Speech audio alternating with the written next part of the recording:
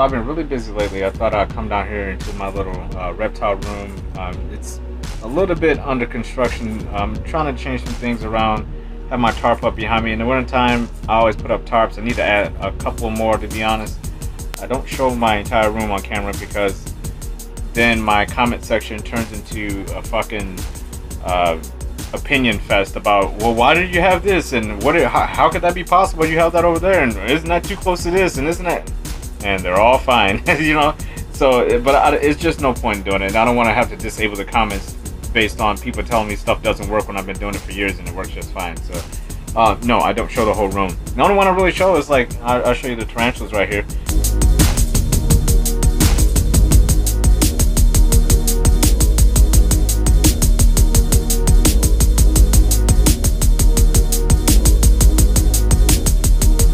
Hapalopus species Colombian, or the species large, or the pumpkin patch.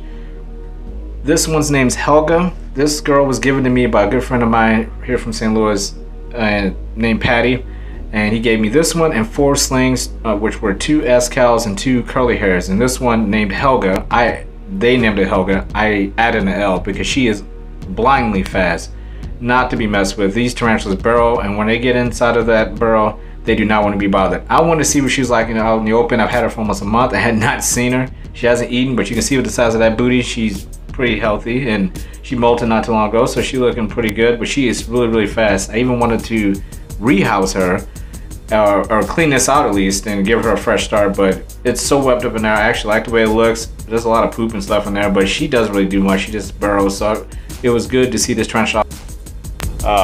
Behind me is a couple of carpet python tanks. One of the fun things about working on my desk is that I have both of my carpet pythons on my desk when I'm working at my work, which is basically a workbench. But it's fun to look down to my left and see this girl just staring at me. She does it all the time. This is one of her favorite spots. She's not a big eater at all, so she's not very greedy. She's not aggressive at all. She's actually very sweet, but this is what she does. She just kind of sits there and looks at me all the time. Her name is Michonne. She's a Jaguar carpet python female that I got from my star pythons, and she is absolutely beautiful. And on the other side, on the right side of my desk, I have my main man here, Anakin, and he is a coastal Bredli cross, and he's just an amazing, beautiful young man who has an appetite that is insane. Unlike Michonne, he's a little bit smaller than her, but his appetite is insane. She really doesn't take food all that often. She's fine with just a meal here and there. This guy will eat and eat and eat, and he is awesome. I mean, you can see how curious he is. He's always moving around. Michonne just kind of sits around. She'll find a place and sit there for like 2 weeks. This guy is just restless. He's always doing something, but he's awesome. He's always watching me. I love how curious and how smart they are.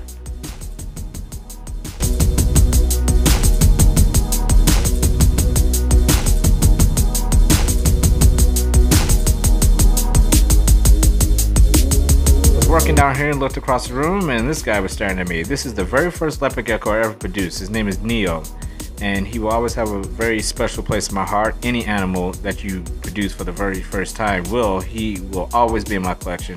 It's one of my favorite animals in my collection because he's the very first leopard gecko I ever produced. He also dropped his tail like maybe an hour after he was born because I freaked him out when I got him out of the incubator. He dropped his tail, and it's grown back pretty nice. I mean, he dropped it literally like a couple hours after he was born, so it grew back pretty well. I mean, he's just a funny little guy. I love Neo, and he gets his own little special little tank here. He's spoiled because he's my baby. I love this little dude. And look at that face. Look at that face. Leopard geckos are some of the cutest little animals that you will ever see. They're great pets. And obviously feeding them keeps them happy. But he's one of the nicer babies that I have. I have a lot of leopard gecko babies, and he never ever showed some of the meanness that some of the other babies showed. He's always been very sweet. I actually bred his mother and his father. They both were brother and sisters, so he came out looking very, very well, and I'm very happy with him. I have some time to actually just kind of enjoy my animals, which is kind of just changing them up and feeding a few here and there, doing some maintenance, checking up on some I haven't seen in a while that hide as far as tarantulas go.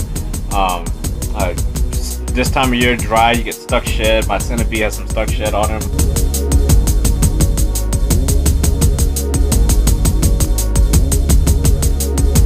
This is Jackie Brown. She is a Cinna Bee female. Picked her up years ago at a Reptile Expo here in St. Louis. Actually, it was the Show Me Snakes Expo before it was actually a really big expo here in St. Louis. But she always sheds very well, so I always know it's officially winter time when my best shedders start showing a little bit of shed issues and they have a little bit of stuck shed left. She has a little bit on her lower going towards her tail there, and she has some stuck shed right there on her head. You can see it there, the discoloration. And the reason why I'm showing you this is because everybody always shows out their flawless animals. You know, oh come on, you know, everybody has some stuck shed here and there, so there's nothing wrong with showing some animal with some shed on it, as long as you get it off of there, right? Or you're doing the best you can to get off there. You can see some of the stuck shed right there. And my method is very simple, and I explain it later in this video how I handle that. It's very simple. And you know, mainly just getting that humidity up and putting them in an environment where they can obviously get the humidity a little higher.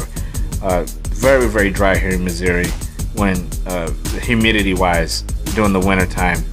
During the summer we have an abundance of it, but in the winter it's just completely just evaporates. It's the driest place you can visit. St. Louis during the winter time. It's so dry, it's insane.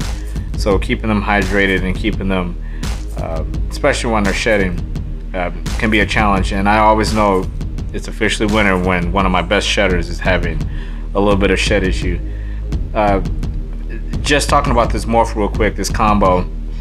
If you don't know, this is a cinnamon spider combo, and look at those metallic eyes. That is one of the things I love about this simple combo. She has a really nice iridescence. The shed is covering up some of that beautiful coloration, but I just love her. I mean, she's still retaining some of those greens she had when she was younger, and you can still see it. Just a little bit of the green hints there. She's gonna be a big female whenever she gets up to size. She was pounding food like crazy. She's kind of started to slow down a little bit from that, but she's gonna be a big female. I'm looking forward to her growing up. Have plans definitely to put her, especially with my black fire male. My Pastavi female, she just cannot give me a good shed ever. She just drives me crazy. And there's a couple other ones in there. I got another normal. He's having a hard time shedding, so I'm getting a couple of shed boxes ready. As a matter of fact, I pulled out one of my tubs right here from one of my snake racks, and that's what I use for if I have any shed issues. I'll put some moss in here, paper towel, some moss, and put it back in there, and it usually does its job. I mean, and then I ate them along as well. But you know, I like using instead of filling my rack up completely, sometimes I always leave, you know, maybe leave one open, and then I'll use that rack for that opening in that rack for, you know, just general house and things. If I got to throw one in there real quick, it's real convenient, especially in the winter time where I might have to take them out of the enclosure and change them out later.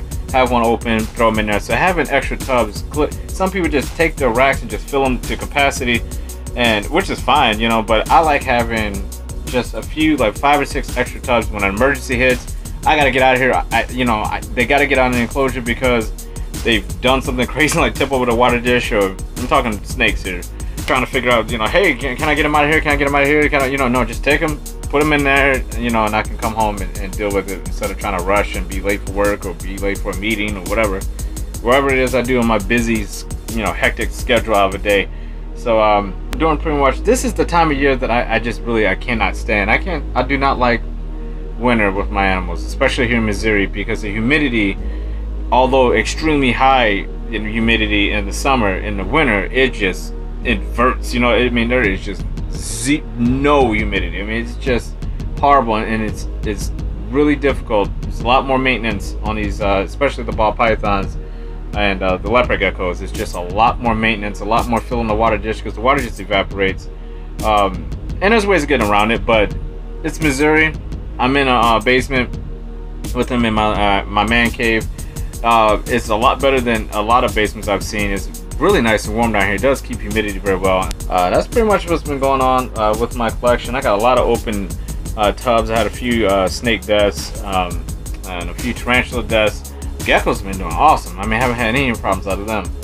But the rest of the animals, it's just I just had some bad luck there with my ball pythons. This was a really bad year for ball pythons. Had quite a few deaths, especially with some of the younger ones. Some unexpected, you know, one my fault. Had a couple of corn snakes die, so I have my snake for 2017. Go away, you know. When it comes to my snakes, you took away too many of my snakes. On the plus side of 2017, I still have obviously the best ones in my collection, like my albino, my banana spider, my mystic, my blackfire, my Pasabi female. I still have my spark. I still have my queen bee. I have a ton of animals that are still in my collection, but one of the favorite animals in my collection and my very favorite ball python in my collection is this Pibald, and I get update requests for this one probably more than any of my ball pythons.